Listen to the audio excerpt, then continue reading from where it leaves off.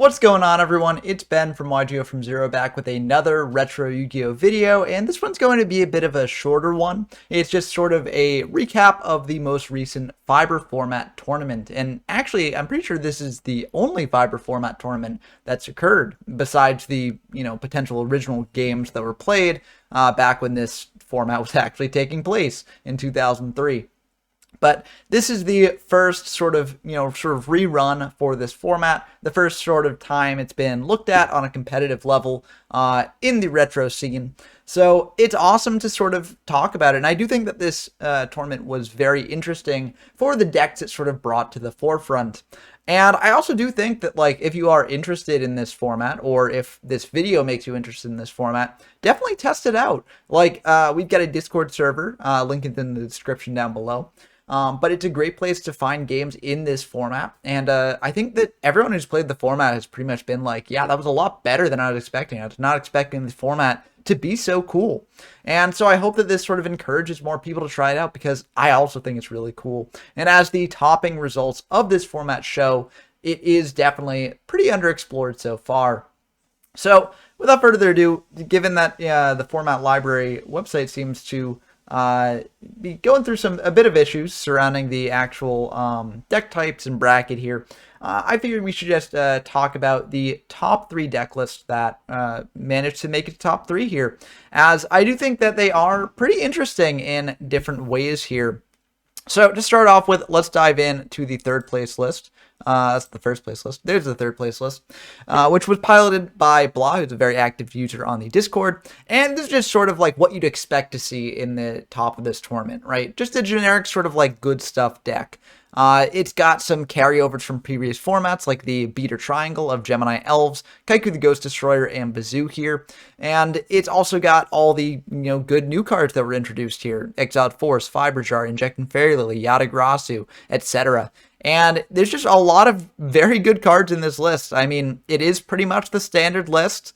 The side deck is kind of interesting, I guess, but like, I mean, honestly, siding this format is kind of weird. Like, people do have different philosophies to it, and you can sort of go your own way with that. The main important things that you always need in the side deck are basically like Nomans of Crossouts. I'm kind of surprised no Ceasefire here, but I guess you don't technically need it. I will also mention in the main deck here that Blah is on both a Heavy Storm and a Harpy's Feather Duster, in addition to the 3 MSTs, which is kind of interesting. In our discussion with GBO and Soul, who were the top 2 players after the Fiber Tournament finals that we streamed the other day, definitely check that out if you're interested. They basically talked about how, honestly, like, Harpies and Heavy were kind of underwhelming, given that there's so few live back row in a lot of decks. And you look at this deck and you can definitely see that. I mean, there are only 4 live traps here. There are MSTs, which can be live on your opponent's turn, but you don't really want to do like a Heavy into an MST. That kind of hurts. So yeah, I think in the future it'll be interesting to see whether people do continue to include the Harpy's Feather Duster in the Heavy Storm, or if they decide to cut that for better things here. But there's not much to talk about with this deck. It is just sort of like the standard good stuff build here. What I want to talk about actually are the other 2 decks that topped, because you'd expect them to be similar to this, but they're actually very, very different. So let's start with Soul Emerald 69's build, and this is Gearfried. So this is still playing a lot of the good cards that you saw in Blah's list, and that you'll see in pretty much any like good stuff list in this format. You've got the tomatoes to go into Sangan and Witch. You've got your Fiber Jar, Exiled Force, Injection Fairy Lily, Yata, etc. But you'll notice that it's not really playing the Beater Triangle. It is playing a Kaiku, as Kaiku can do things like banish an opponent's Sinister Serpent, etc. But it's not actually playing Bazoo or Gemini Elf, and it's actually playing some very interesting cards instead. It's playing Gearfried's here, which may seem weird, because you're like, well, Gearfried's an 1800 attack point monster. Why are you playing that over something like Gemini Elf or Bazoo? But Gearfried has a very special effect that lets it destroy any card that's equipped to it. And there was a new equipped card in this format, Blast with Chain, which, I mean, I guess it's technically not an equipped card, but it equips to a monster. And it's a trap card that, when it's destroyed by an effect when equipped, it actually gets to destroy a card on field. So Gearfried decks, basically, you can use Gearfrieds, use Blast with Chains as removal with the Gearfrieds. You can also use Blast with Chain as just a battle trick, which, given the distance between like Gemini Elf and Kaiku is only 100 life points, this can really narrow that gap a bit. It can also potentially get a Kaiku up over a Bazoo that's only buffed up twice to 2200. So, but Blast with Chain has some other sort of applications just like that. And also, playing the gear freeds enable you to play things like Reinforced from the Army, which can be very good at both getting gear free, but also getting things like Exiled Force if you need the removal, and also potentially getting even a Goblin Attack Force, which was included in the deck here. It's a decent level 4 warrior monster that you can search off of Rhoda as just a form of removal. It does have 2,300 attack points. So a lot of very interesting things going on in this list, and I really like this list.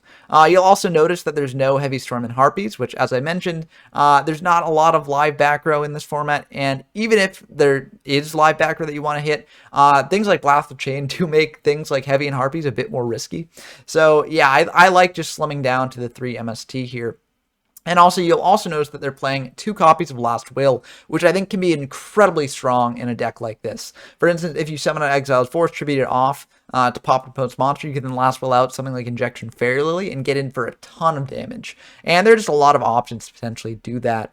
So I really like this list, and I think it's a very, very good example of a gear-free deck if you do want to like try out the deck for yourself, because it is a very fun deck in this format, and it really does show how, you know, the format isn't just dominated by the typical good stuff piles that you see in a lot of other DM era formats.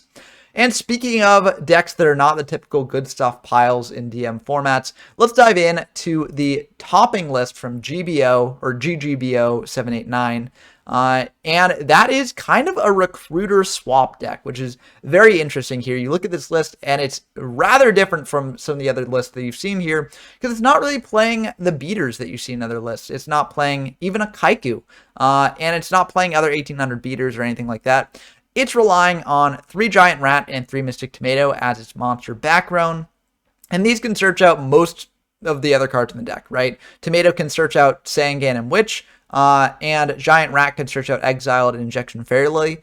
And once you get Sangan and Witch on field, they can search out pretty much any other monster that you want. The only ones that aren't searchable is Hades.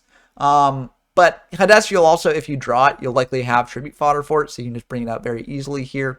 Yata is a card that you can't bring out off your recruiters, but you can search it out with Sangan and Witch very easily. And Jinzo can also be searched off of Witch. So it's a very toolboxy sort of deck. You can pretty much get into any other monster that you might want here.